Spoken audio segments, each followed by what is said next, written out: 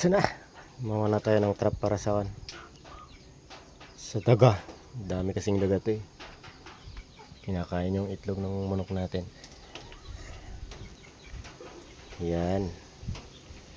Pain natin ng hotdog.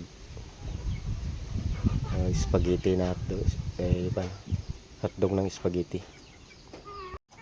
Yun, dito natin i-set up.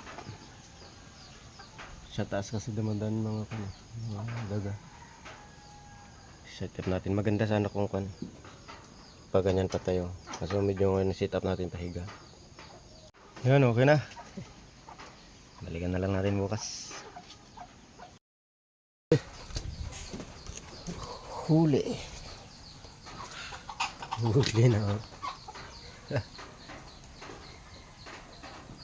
Ito tigaw ko na.